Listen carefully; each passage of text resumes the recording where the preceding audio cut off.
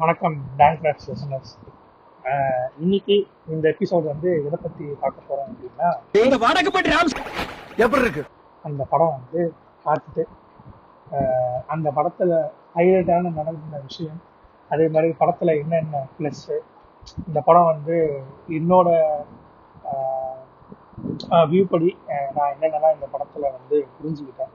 So அதை பற்றி தான் இந்த படம் இன்னைக்கு நம்ம பேச போகிறோம் இந்த எபிசோடில்.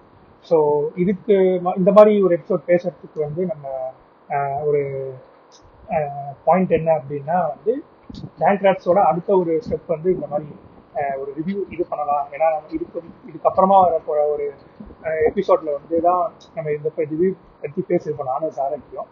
ஸோ இதுக்கப்புறம் படங்களோட ரிவ்யூஸும் வரப்போகுதுன்றதுனால நம்ம இந்த படத்துல வந்து ஸ்டார்ட் பண்ணலாம். நிறைய படம் பார்த்துருக்கோம், பட் ஆனால் இதுக்கப்புறம் படங்கள் பற்றி கொஞ்சம் பேசுவோன்றதுனால இந்த படத்துல வந்து ஸ்டார்ட் பண்ணலாம் அப்படின்னு சொல்லி இந்த எபிசோட் இருக்கும். ஸோ ஃபர்ஸ்ட் அண்ட் ஃபார்மோஸ்ட் இந்த படத்துல வந்து என்ன ஒரு ப்ளஸ் அப்படின்றது நான் பார்த்தேன். எனக்கு இந்த படத்துல எல்லா விஷயத்தையுமே தாண்டி எம்எஸ் பாஸ்கர் பேசுற கடைசியில ஒரு டைலாக்கு, கடவுள் சாமி வந்து அவர் வந்து சிலை செய்வார். ஸோ நான் சிலை செஞ்சு அதை வந்து நான் கல்லாக தான் எடுத்துட்டு போய் வைக்கிறேன், அது வந்து நமக்கு சாமியா வந்து எல்லாருமே வந்து வழிபடுறாங்க அப்படின்ற ஒரு பாயிண்ட்டை வந்து சொல்லியிருப்பாரு. ஸோ அவர் அப்படி எப்படி சொல்லியிருப்பாரு அப்படின்னா, அதை வந்து கேலி பண்றவங்களும் இருப்பாங்க, அது மேல இருக்க நம்பிக்கையும் இருப்பாங்கன்றது வந்து அந்த சீன் வந்து கொஞ்சம் நல்லா எலிவேட் ஆகி நல்லா பிளேஸ் பண்ணியிருப்பாங்க அந்த இடத்துல. ஸோ எம்எஸ் பாஸ்கரோட ரோல் வந்து இந்த படத்துல வந்து கொஞ்சம் நல்லா இருந்தது. ஏன்னா இதுக்கு முன்னாடியே ஒரு சில டைம்ல ஒரு சொல்லுவாரு, ஏன்னா எனக்கு கண்ணு தெரியாம போக காரணமே வந்து நான் ஒரு பீரியட் ஆஃப் டைம்ல வந்து நான் அந்த இடத்துல நான் வந்து குடிச்சிட்டேன், அதனால சாமி நான் தம்பிச்சுன்ற ஒரு நம்பிக்கை வந்து அந்த படம் ஃபுல்லாவே அவருக்கு டிராவல் ஆகி வந்திருக்கும். அந்த மொத்த கலெக்டிவாக ஒரு விஷயத்த வந்து கடைசியில உட்காந்து அவரை பொறுமையா இந்த சாமியை பத்தி ஒரு விஷயம் சொல்றது வந்து இந்த படத்துல வந்து எனக்கு ஒரு மெயின் கோராவே தெரிஞ்சது. ஸோ இந்த படத்துல எனக்கு பிடிச்ச விஷயங்கள் இதுவும் ஒண்ணுதான். ஸோ இது இல்லாம படத்துல வந்து நிறைய கேரக்டர்ஸ் வந்து நல்லா பெர்ஃபார்ம் பண்ணியிருந்தாங்க. ஏன்னா இந்த டிக்கிலோனோட டீம் அப்படியே தான் இந்த படத்துல இருக்கு. ஏன்னா நிழல்கள் ரவியில வந்து அந்த இடத்துல கேஜிஎஃப் மாதிரி ஒரு டாக் சொல்லி அதே மாதிரி விஷயத்தை தான் இவனையும் வந்து எடுத்துட்டு வந்தாரு.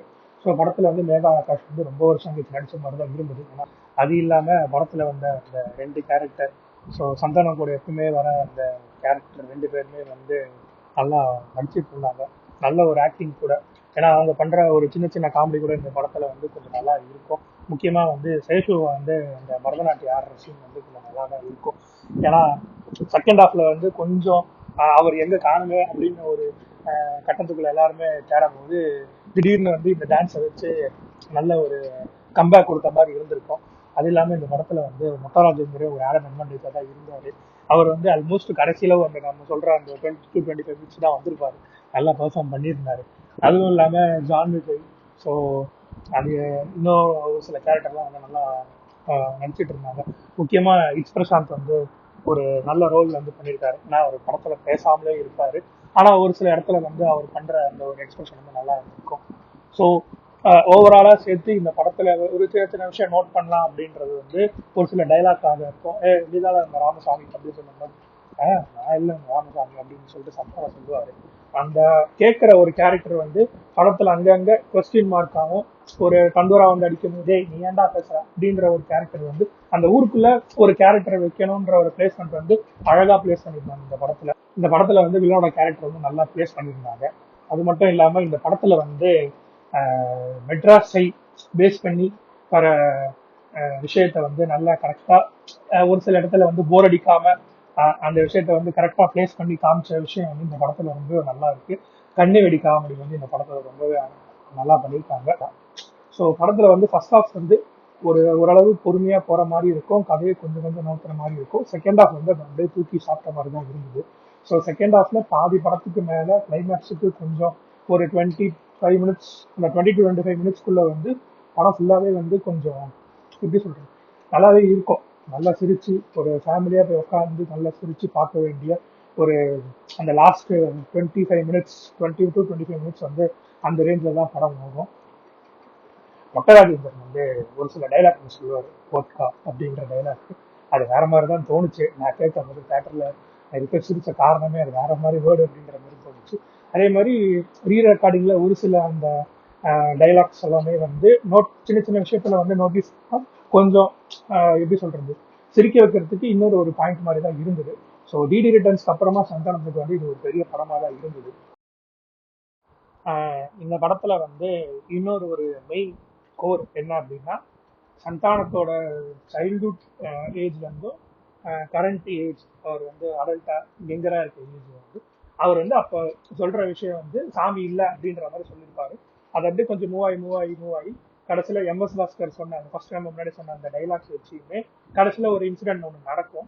ஸோ அது பேஸ் பண்ணியுமே வந்து சாமிக்கும் சாமி இருக்குது அப்படின்ற ஒரு நம்பிக்கையை வந்து கொண்டு வந்து அந்த கேரக்டர் வந்து காமிச்சிருக்கிறது வந்து நல்லா இருந்தது.